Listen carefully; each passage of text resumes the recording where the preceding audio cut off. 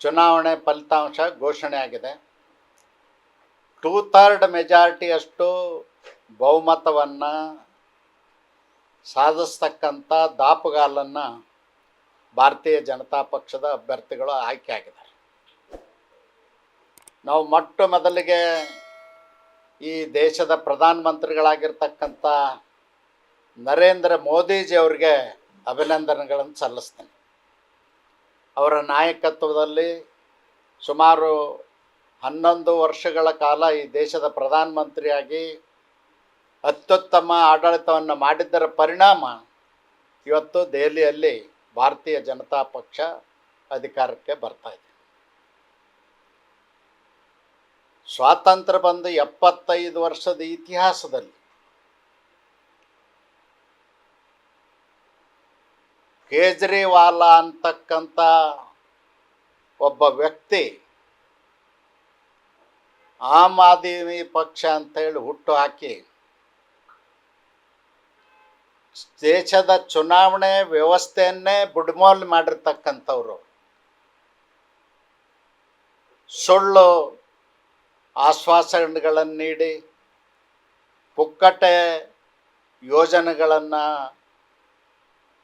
ಜಾರಿ ಮಾಡ್ತೀನಿ ಅಂಥೇಳಿ ಜನರ ಮನಸ್ಸನ್ನು ಕದ್ದಂಥ ಒಬ್ಬ ಮಹಾ ದ್ರೋಹಿ ಅವರು.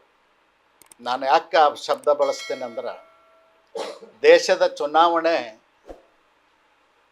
ಭಾಳ ಪಾರದರ್ಶಕವಾಗಿ ವ್ಯವಸ್ಥಿತವಾಗಿ ನಡೆದು ಬಂದಂಥದ್ದನ್ನು ಅಧಿಕಾರದ ದುರಾಸೆಗಾಗಿ ಅವರು ನೀರು ಪುಕ್ಕಟೆ ಕೊಡ್ತೀನಿ, ವಿದ್ಯುತ್ ಪುಕ್ಕಟೆ ಕೊಡ್ತೀನಿ, ಬಸ್ ಪುಕ್ಕಟೆ ಕೊಡ್ತೀನಿ, ಅಕ್ಕಿ ಕೊಡ್ತೀನಿ, ಬ್ಯಾಳೆ ಪುಕ್ಕಟೆ ಕೊಡ್ತೀನಿ ಅಂತ ಹೇಳಿ ಬಡವರ ಮನಸ್ಸನ್ನು ಕದ್ದಂಥವ್ರು.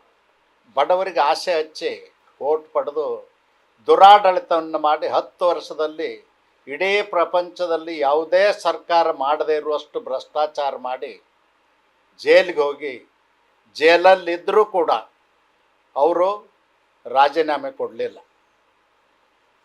ಸಂವಿಧಾನದ ಆಶಯಕ್ಕೆ ಅನುಗುಣವಾಗಿ ರಾಜೀನಾಮೆ ಕೊಟ್ಟು ಅವರು ಜೈಲಿಗೆ ಹೋಗಬೇಕಾಗಿತ್ತು ಶಿಕ್ಷೆ ಘೋಷಣೆ ಆದಾಗ. ಅದನ್ನು ಮಾಡಲಿಲ್ಲ. ಅವರು ಲಜ್ಜೆಗಟ್ಟು ಜೈಲಿನಲ್ಲೇ ಕೂತು ಆಡಳಿತ ಮಾಡ್ತೇನೆ ಅಂತ ಹೇಳಿ ಮಾಡಿದಂಥ ಒಬ್ಬ ಸಂವಿಧಾನದ ದ್ರೋಹಿ ಅವರು. ಇವತ್ತು ಜನ ಅವರಿಗೆ ಸರಿಯಾದಂಥ ಪಾಠವನ್ನು ಕಲಿಸಿದ್ದಾರೆ. ನಾವು ಜನನೂ ಅರ್ಥ ಮಾಡ್ಕೊಳ್ಬೇಕು.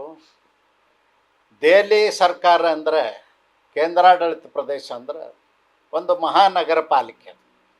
ಮಹಾನಗರ ಪಾಲಿಕೆಯ ವ್ಯಾಪ್ತಿಯಲ್ಲಿ ಆಡಳಿತ. ಅಲ್ಲಿ ನೀರಾವರಿ ಯೋಜನೆಗಳಿರುವುದಿಲ್ಲ, ವಿದ್ಯುತ್ ಯೋಜನೆಗಳಿರುವುದಿಲ್ಲ, ಗ್ರಾಮೀಣ ಅಭಿವೃದ್ಧಿ ಪಂಚಾಯತ್ ರಾಜ್ಯ ವ್ಯವಸ್ಥೆ ಇರುವುದಿಲ್ಲ. ಯಾವುದೇ ಜವಾಬ್ದಾರಿ ಇಲ್ಲದೇ ಅತಿ ಹೆಚ್ಚು ಅಂದ್ರೆ ಮಧ್ಯಮ ವರ್ತಿಗಳಿರ್ತಕ್ಕಂಥ ಊರದು, ಮಧ್ಯಮ ವರ್ಗದ ಆದಾಯ ಜನ ಇರ್ತಕ್ಕಂಥ ಊರದು. ಅಲ್ಲಿ ಹೆಚ್ಚು ಟ್ಯಾಕ್ಸ್ ಬರ್ತದೆ, ಆದಾಯ ಬರ್ತದೆ ಸರ್ಕಾರಕ್ಕೆ. ಅದನ್ನು ತಗೊಂಡು ದೆಹಲಿ ಸುಧಾರಣೆ ಮಾಡಬೇಕಾಗಿತ್ತು. ಅಲ್ಲಿ ಓಡಾಡುವಂಥ ಪರಿಸ್ಥಿತಿ ಇಲ್ಲ. ನಾನು ಒಂದು ಕ್ಷೇತ್ರಕ್ಕೆ ನನಗೂ ಹಾಕಿದ್ರು, ಚುನಾವಣೆ ಪ್ರಚಾರಕ್ಕೆ ಹೋಗಿದ್ದೆ. ಓಡಾಡುವಂಥ ಪರಿಸ್ಥಿತಿ ಇಲ್ಲ. ಬಡಬಗ್ಗರು ರಸ್ತೆ ಮೇಲೆ ಇದ್ದಾರೆ.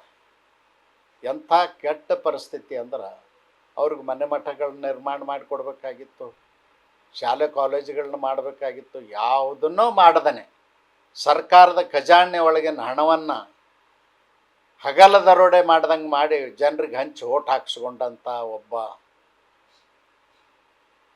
ದೇಶ ಕಂಡಂಥ ಒಬ್ಬ ಹೀನ ಮನಸ್ಥಿತಿನ ರಾಜಕಾರಣಿ ಅವರು. ಅದಕ್ಕೆ ನಾನು ಈ ಸಂದರ್ಭದಲ್ಲಿ ಇಷ್ಟ ಹೇಳಲಿಕ್ಕೆ ಬಯಸ್ತೇನೆ, ಇವತ್ತು ದೇಶದ ಜನ ಜಾಗೃತರಾಗಿ ಅವರಿಗೆ ಪಾಠವನ್ನು ಕಲಿಸ್ತಕ್ಕಂಥ ಕೆಲಸ ಮಾಡಿದ್ದಾರೆ. ಮತ್ತು ದೇಶಕ್ಕೊಂದು ಕೆಟ್ಟ ಪರಿಸ್ಥಿತಿಯನ್ನು ತಂದು ಒಡ್ಡಿದವರು. ಯಾಕಂದ್ರೆ ಕೇಜ್ರಿವಾಲ ಪುಕ್ಕಟೆ ಕೊಟ್ಟು ದೆಹಲಿಯಲ್ಲಿ ಗೆದ್ದರು, ಕೇಜ್ರಿವಾಲ ಪುಕ್ಕಟೆ ಕೊಟ್ಟು ಪಂಜಾಬ್ದಲ್ಲಿ ಗೆದ್ದರು, ಕರ್ನಾಟಕದಲ್ಲಿಯೂ ಕೂಡ ಕಾಂಗ್ರೆಸ್ನವ್ರು ಅವ್ರನ್ನ ಅನುಸರಿಸ್ಕೊಂಡು ಹೋಗಿ ಅವರು ಪುಕ್ಕಟೆ ಕೊಡ್ತೀವಿ ಅಂತ ಹೇಳಿ ಪುಕ್ಕಟೆ ಕೊಟ್ಟು ಗೆದ್ದಿರ್ತಕ್ಕಂಥದ್ದು ಇದೊಂದು ಕೆಟ್ಟ ಸಂಪ್ರದಾಯ. ಈ ಸಂಪ್ರದಾಯಕ್ಕೆ ತಿಲಾಂಜಲಿ ಹಾಡಬೇಕಾಗ್ತದೆ. ಹೆಂಗೆ ನಮ್ಮ ಪೂರ್ವಜರು ಪಾರದರ್ಶಕವಾಗಿ 1952ರಿಂದ ಚುನಾವಣೆಗಳನ್ನ ಮಾಡಿದ್ದಾರೆ, ಆ ರೀತಿ ಚುನಾವಣೆಗಳು ನಡಿಬೇಕು ಅನ್ನೋದು ಜನರ ಆಶಯ ಅಂತಕ್ಕಂಥದ್ದು ದೆಹಲಿ ಚುನಾವಣೆ ಮೂಲಕ ಇವತ್ತು ಸಾಬೀತಾಗಿದೆ. ಸೋನಿಯಾ ಗಾಂಧಿ ಮತ್ತು ಈಗ ಮೂರನೇದಾಗಿ ಪ್ರಿಯಾಂಕಾ ಗಾಂಧಿಯವರು ಸರ್ವಾಧಿಕಾರಿಗಳಾಗಿ ಕಾಂಗ್ರೆಸ್ಸನ್ನು ಮುನ್ನಡೆಸ್ತಾರೆ. ಅಲ್ಲಿವರೆಗೂ ಇದೇ ಪರಿಸ್ಥಿತಿ ಇರ್ತದೆ. ಇನ್ನೂ ಕೆಟ್ಟ ಪರಿಸ್ಥಿತಿಗೆ ಹೋಗ್ತದೆ. ಕಾಂಗ್ರೆಸ್ ನಶಿಸಿ ಹೋಗುವಂಥ ಕಾಲ ಬರ್ತದೆ.